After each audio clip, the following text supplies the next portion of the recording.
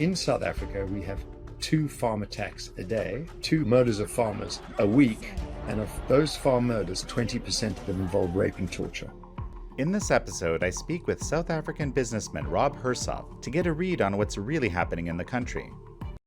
What is the real story of what's happening to white farmers in South Africa today? What role has Iran and Russia played in the region? We're 1 year into our coalition government, and they're finding their feet. But the ANC is still trying to push forward their racist and socialist ideology. And the coalition is only just now working out how to say no. And what can we expect from U.S. South Africa relations moving forward after the confrontational meeting between the 2 presidents last month? Cyril Ramaphosa went back to South Africa and proclaimed his meeting as a huge victory. I think America is about to unleash serious punishments, not on South Africa, but on the leaders. This is American Thought Leaders, and I'm Jan Jekielek. Rob Hersov, such a pleasure to have you on American Thought Leaders. Thank you, Jan. Great to be here, all the way from Cape Town. That's right. And, something very significant happened today. Israel has launched a series of attacks, preemptive attacks against Iranian nuclear facilities, but also against Iranian leadership, nuclear and otherwise, and by all accounts has had a pretty profound impact. A lot of the Iranian leadership has been actually removed. Now, it strikes me that there's probably an impact here for South Africa. So what do you see happening here? So there is an impact, and it's a very interesting one. The African National Congress has been receiving money from Iran to fill up its porous financials.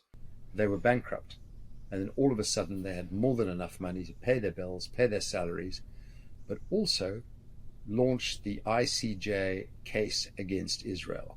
And the ANC has been relying on Russia and China, but very much Iran, to keep it afloat financially and have this sort of support required on the international stage. South Africa is one of the top 10 countries to vote against America in the United Nations on almost every occasion.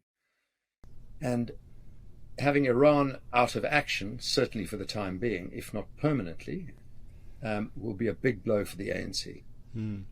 Well, so let's go back to this recent meeting with President Cyril Ramaphosa and President Trump. I mean, Cyril Ramaphosa wanted to, reset the relationship with America. And of course, we know all about the president playing some of the, so some of the actions, significant actions taken against South African whites and so forth, and confronted him in the very public way.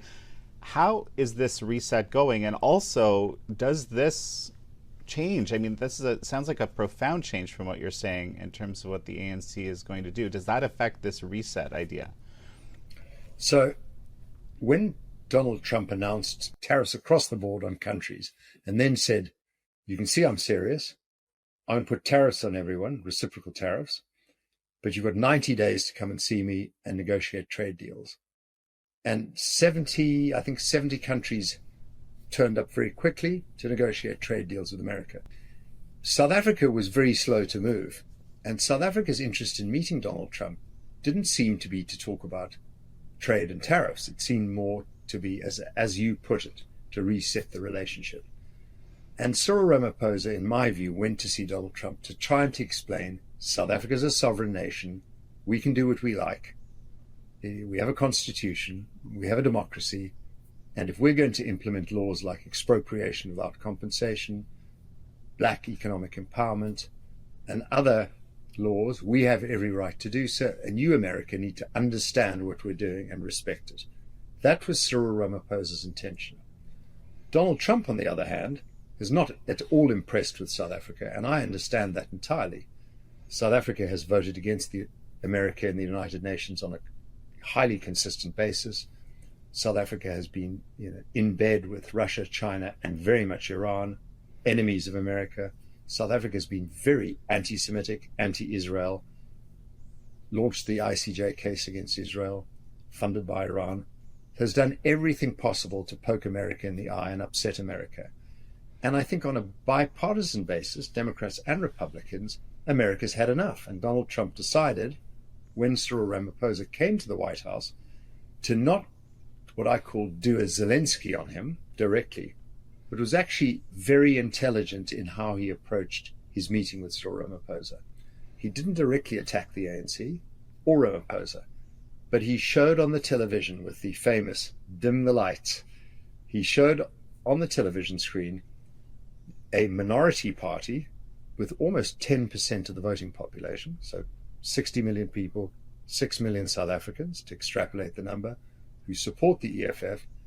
Donald Trump showed a video of 100,000 people, red berets, jumping up and down in a football stadium, singing, "Kill the Boer, kill the farmer." And what Donald Trump was cleverly trying to do was to say, listen, Mr. Cyril Ramaphosa, I'll show you the respect of you being here to try and talk to me about resetting the relationship.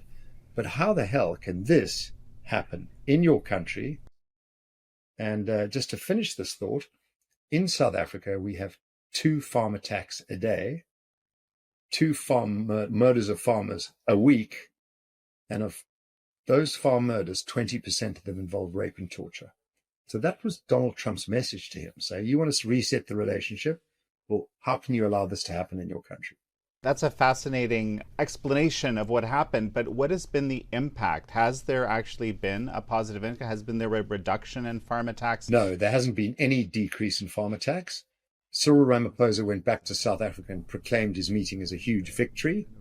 In my view, it was a farce, and South Africa did not come out of it looking at all good. Donald Trump did. And there's been no concrete action yet from America on South Africa. But the ANC has been trumpeting it as a great success. We told Donald Trump, you're a sovereign nation, we know what we're doing, he should leave us alone. But there's been no discussion on trade and tariffs, certainly not outside the boardroom. We may not know what's going on behind the scenes. And if anything, I think America is about to unleash serious punishments, not on South Africa, but on the leaders, the ANC leaders, MK, EFF, anti-American and racist and socialist policies. I think that's coming. And as you know, Congressman Ronnie Jackson of Texas is putting together a bill which will go to Congress and then to the Senate, which will be to sanction individuals in South Africa who've been guilty of those crimes. Rob, we're going to take a quick break right now, and folks, we're going to be right back. And we're back with South African entrepreneur Rob Hersov. So let's unpack this whole issue of both, farm attacks and then farmer murders. Can you unpack this whole picture for me? Like, what has been happening, and where do things stand now? In the year 1994, when we went from white minority rule peacefully to democratic rule, and Nelson Mandela came in as our first president, we had 80,000 commercial farmers. We have 30,000 commercial farmers today. So there's been a huge amount of persecution, pressure put on South African farmers. And it's not just white farmers, predominantly white. White people make up 7% of South Africa's population. 7%. It used to be 20% in 1994. We're now 7% of South Africa's population. But white farmers own 22% of the arable land. And so there's a lot of posturing by the leftists, by the ANC, about the whites control all the farmland, the whites control all the land. It's not true. They're highly productive, the farmers, not just white farmers, but they are being victimized, targeted, and the EFF's hate speech, the kill the Boer, kill the farmer, one settler, one bullet, and let's slit the throat of whiteness, has a direct impact on farm attacks. So farm attacks spike after these rallies, they spike after this hate speech. And just to tell your viewers one more thing, our highest court deemed that those utterances, kill the Boer, kill the farmer, one settler, one bullet, was not hate speech. Well, if that's not hate speech, I don't know what is.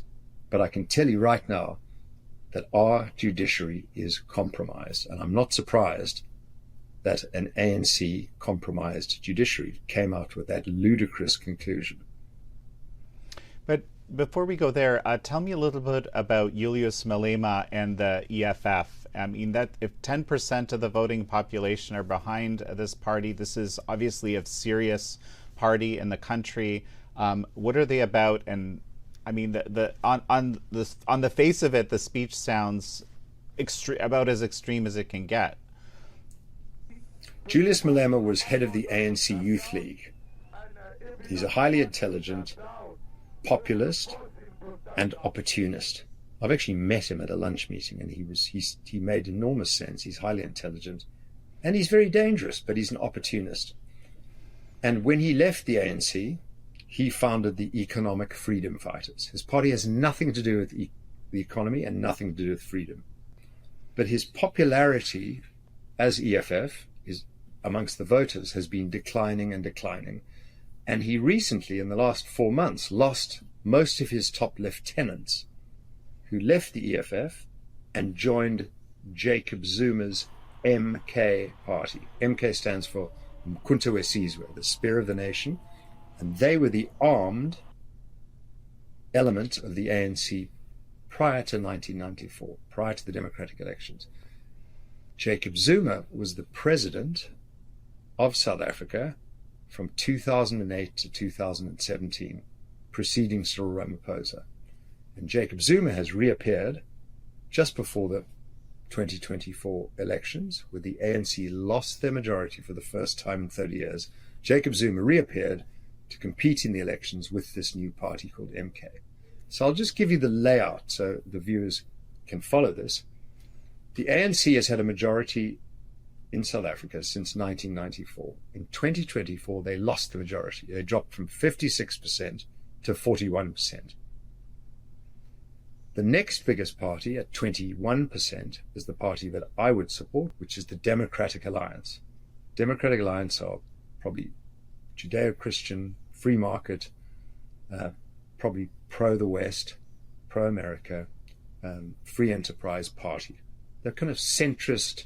They'd be more Democrat than Republican, but let's call them centrist in South African terms. And the Democratic Alliance has grown from almost obscurity, only controlling Cape Town in 1994, to controlling the whole of the Western Cape and numerous other large metros and pieces of other provinces. And it's not just a white party anymore. It's obviously at 22%. It's got a lot of black, Indian, and colored voters. And for your viewers, colors are a mix of white and other races, black and other. So ANC at 41%, Democratic Alliance at 21-22, Jacob Zuma and the MK party at 15, and Julius Malema of his Economic Freedom Fighters at around 8%, just under 10%. And then a lot of smaller parties at the 1%, 2%, 3%. And it's the first time our country has had a coalition government, with the ANC as the anchor tenant and the Democratic Alliance as the main opposition, joining the Government of National Unity, GNU. And that's where we are today. And in the meeting with Donald Trump, Cyril Ramaphosa dismissed the EFF as a minority irrelevant party. But with just under 10%, that's not much of a minority. That's a lot of people singing, "Kill the Boer, kill the farmer." And it's a very worrying situation. So while we don't have genocide, we don't have extermination right now, the word that's been bandied around, we have a lot of elements that could lead to something like that in place already. Well, as someone who's studied this issue quite a bit over the last 25 years, I can say that this sort of extreme incitement to violence, in this case killing, transparently, it is an element of that journey to the mass killing. It doesn't always happen, but it's a very absolutist statement, and I suspect that this is what you're alluding to here. Well, it's already begun on the farmers. 3 times more likely to be killed as a South African farmer than as a policeman, and a policeman twice as likely to be killed as an average citizen. Cyril Ramaphosa said to Donald Trump, South Africa's a violent country. There are lots of murders, lots of rapes, lots of terrible things happen. The farm attacks are nothing special. Well, that's not true. If you're 3 times more likely to be murdered as a farmer than a policeman, there's something wrong. And these attacks on farms spike after the hate speech. So Cyril Ramaphosa is not only out of touch, but he lies. And if you look at the definition of genocide, there are 10 elements in the definition. Number 9 out of 10 is extermination. There isn't extermination, I accept that. But there's denial, there's racial classification, symbolization, dehumanization, persecution, organization. A lot of these elements are in place. They haven't lit the ovens yet. You're telling me that the coalition government actually has, the party that you support, which you believe is the centrist party of reason. So isn't this changing anything? It is.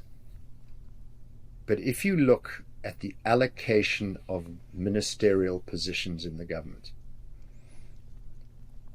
we have 32 cabinet ministers, which is ludicrous. I think Norway has 18 and Argentina has 9. We have 32 cabinet ministers, and we have 2 deputy ministers. We have 75 ministers altogether, all with security and blue lights and flying business class everywhere. Huge waste, huge expense. But that's not the point I'm trying to make. The point I'm trying to make is that the Democratic Alliance, when they were negotiating with the ANC for their ministerial positions, were not given trade and industry, foreign affairs, treasury, finance, any of the key positions that affect economic growth, ideology.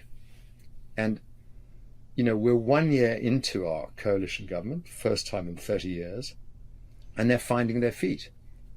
But the ANC is still trying to push forward their racist and socialist ideology. And the coalition is only just now working out how to say no, how to coach the ANC ministers on talking to coalition partners and agreeing things before they announce them. It's finding its feet. And anyone who's looking from a distance will say, democracy is working in South Africa. And it is. We have free speech. The fact that I can speak as openly as I do would not be the case in Iran, China, Russia, and many other countries. I'd have disappeared by now, or been taken out. But I can speak freely in South Africa. We have free speech. Democracy is working. But it's working very, very slowly. And our next national election is 2029. Now, you said something quite strong. You said that there's racist policies in place. And so explain to me why you believe that. So there are 140 race-based policies in South African law, and the vast majority, 114 of them, 114, were introduced since 1994, and many of them are definitively anti-white. They may be written as supporting or benefiting previously disadvantaged people, but when you read between the lines, they are fundamentally anti-white. They're racist. We also have laws, black economic empowerment. All started off as a good thing, where everyone accepted the previously disadvantaged, which, by the way, meant all different black tribes, colored people, and Indian people need to be empowered in the economy. And everyone bought into that. Corporates, white people, and said, this is a good thing. We need to help the previously disadvantaged. What that has turned into is trillions of rand have been looted from the government and forced through black economic empowerment to benefit 100 elite families.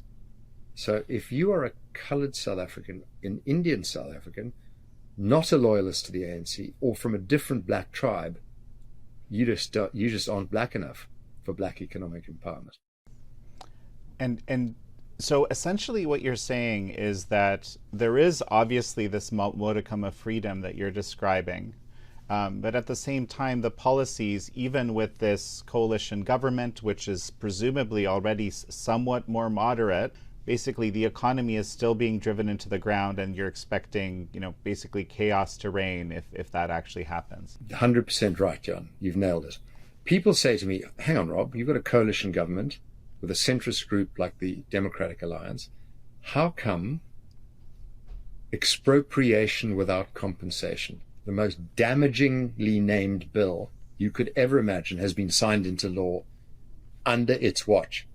Well, the reality was the whole thing had been pre-prepared by the ANC beforehand, and all Cyril Ramaphosa had to do was sign it. The opposition parties weren't part of the coalition at that point, and it was forced through as were so many other laws, quickly, in time. Now that the coalition's in place and they've gained the courage to say no to the ANC, the racist and socialist ideology that's being forced upon South Africa is being slowed. But there are elements that people need to be aware of. I'll give you a very interesting example. When the ministries were being debated and handed out, Helen Zille, who's the chairman of the Democratic Alliance Federal Committee, and a real lioness of South Africa, an extraordinary woman, said to me an interesting thing. She said, for some reason, the ANC won't let us come anywhere near the Department of Foreign Affairs, which is known as the Department of International Relations Cooperation, DIRCO. Well, they won't even give us a deputy director, a deputy minister. And we found out why. Because the Islamists in the ANC, funded by Iran, wanted to control foreign affairs so they could put forward the case, the ICJ case against Israel, send a really nasty Islamist as our ambassador to Washington, who then publicly called Donald Trump a white supremacist and a racist. And America said, well, you can go back to South Africa then. And the Islamists of the ANC have controlled the Department of Foreign Affairs. In addition, during the ANC's reign, all of the state-owned enterprises, the Electricity Supply Commission, Transnet, which is the rail network, the ports, South African Airways, were all captured by the state. Any position of power in any state-owned enterprise, including down to municipal and town level, where a budget was involved, were given to loyalists, or what they called cadres, C-A-D-R-E. In South Africa, they call them cadres, but I know it's cadre. So they put loyalists who were mostly incompetent into positions of power, positions of influence, and they captured the heights of the economy and the heights of democracy. Our country, I'll give you two statistics that'll horrify you, is growing at less than 1% GDP and has been for the last 5 years. It's barely growing, and our population growth is at 2%. We're getting poorer every year. Our fixed investment is 15% of GNP, whereas an emerging market should be 25%. We are being deindustrialized, and every single one of our state-owned enterprises is bankrupt. And here's the worst one of all.